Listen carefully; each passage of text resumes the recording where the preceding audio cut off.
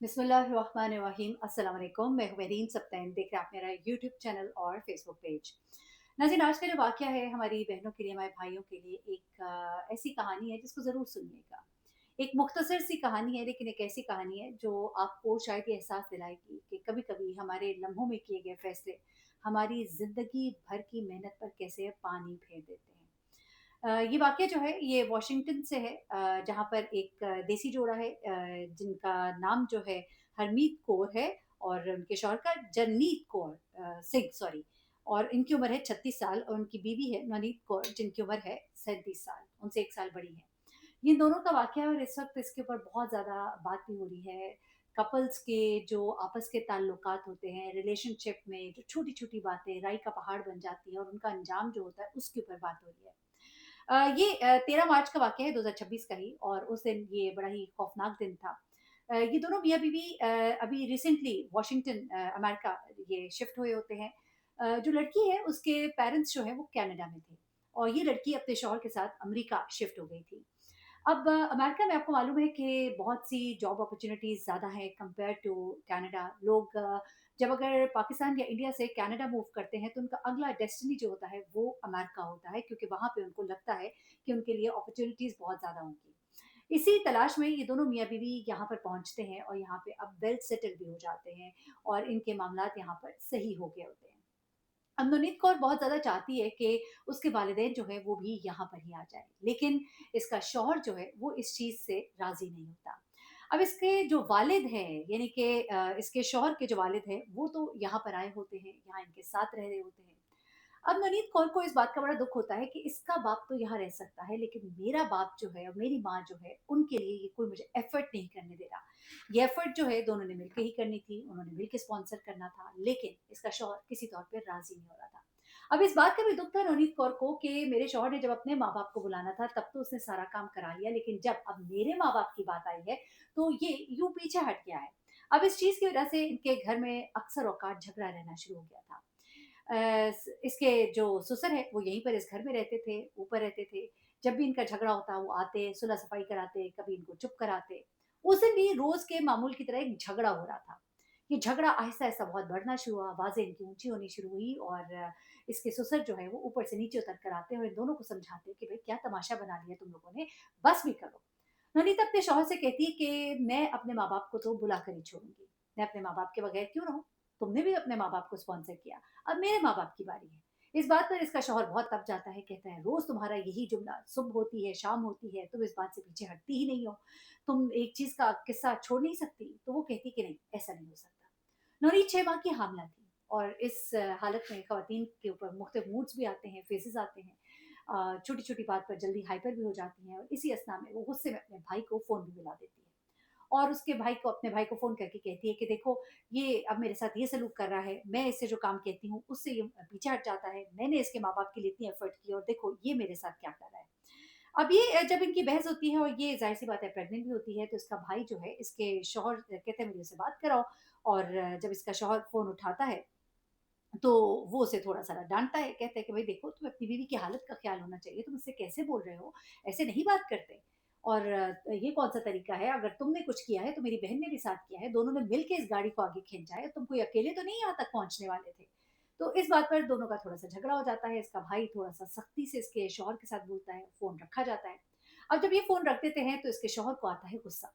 गुस्से में ये अपनी बीवी से कहते हैं कि आज मैं तुम्हें नहीं छोड़ूँगा, हर जगह तुमने मेरी नाक जो है वो रगड़ाई है, अपने घर वालों को फ़ोन करती हो, उनके हाथों मुझे ज़लील करवाती हो, किसी जगह तुमने मेरी इज़्ज़त नहीं छोड़ी, हर वक़्त तुम मुझे ये ताने मारती हो कि तुम मुझे खिला रही हो, खिला मैं भी रहा हूँ, हम दोनों बराबर के शामिल हैं।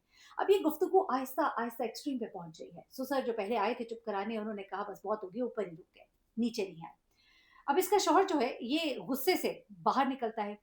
जनीत सिंह जो है ये बाहर निकल कर गाड़ी का दरवाज़ा खोलता है, गाड़ी से अपनी राइफ़ल निकालता है, लेकर अंदर आता है और अंदर आते ही उस पर फायर कर देता है।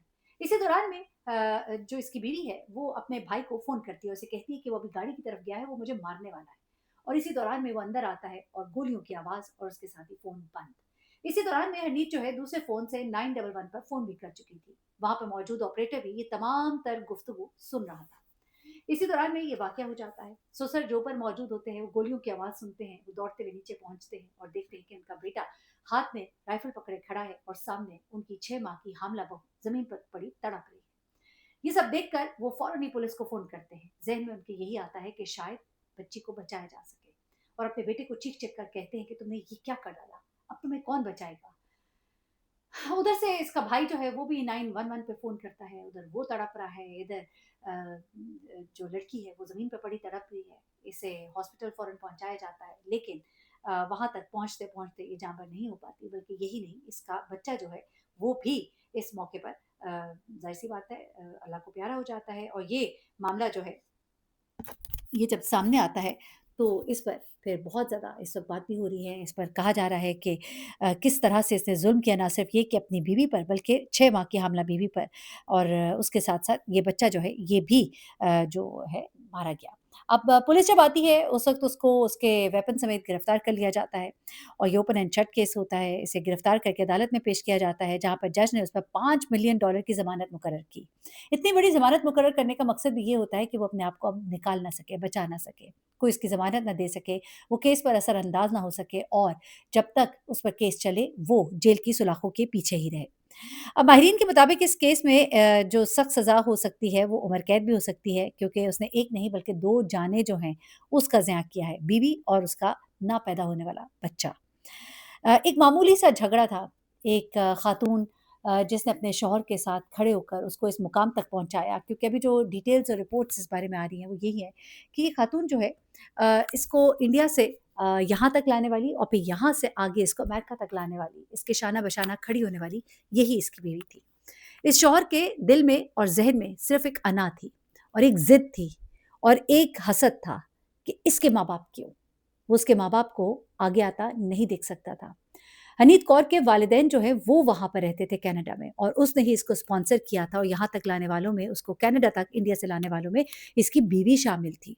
अब जब अपने बीवी के कंधों पर खड़े होकर ये कनाडा से अमेरिका पहुँच गया, तो उसे ये बर्दाश्त नहीं था। कहते हैं ना कि जिस पर एहसान करो उसके शर से डरो। तो ये वो शख्स था जिसके शर से बचने की ज़रूरत थी। अपने माँ-बाप को तो स्पॉन्सर कर दिया, लेकिन वो लोग जिनके कंधे पर सवार होकर वो इंडिया से कनाडा पहुँचा था और अब कनाडा से अमेरिका पहुँचा था, उनको वो यहाँ आता नहीं देख सकता था। एक तंग ज़हन, बदफ़ितरत इंसान था, जिसने अपनी बीवी की कुर्बानियों की भी परवाह नहीं की, बल्कि उस मासूम बच्चे की भी परवाह नहीं की। इंसान जब देखता है कि ये मेरी बीवी है और मेरा बच्चा है, तो वहाँ पर ही इंसान का दिल पसीज जाता है। बहुत सी ऐसे काम करने से वो रुक जाता है, जहाँ पर वो अपने बच्चे का ख़्याल करता है। लेकिन इसने अपनी अना, अपने गुरूर, अपने गुस्से के पीछे इस बात का भी ख़्याल नहीं किया कि वो सिर्फ़ अपनी बीवी को नहीं, बल्कि अपने बच्चे को भी मार रहा है। अंजाम तो इसका बुरा ही हुआ, ज़िंदगी भर जेल की सलाखों के पीछे रहेगा। लेकिन एक मासूम जान दुनिया में आने से गई और एक औरत जो है जिसने अपने शौहर के लिए इतनी मेहनत की, एक गुस्से की भींट चढ़ गई। गुस्से में कोशिश करे थोड़ा रास्ता जुदा कर ले, दूर हो जाएँ थोड़ी देर के लिए। जब एक-दूसरे के सामने खड़े रहेंगे तो कोई अंजाम बड़ा ही बुरा ही होगा, लेकिन इतना बुरा होगा ये शायद उसने सोचा भी नहीं होगा। अपना बहुत ख़्याल रखिएगा, दुआ में याद रखिएगा। अल्लाह हाफ़िज़।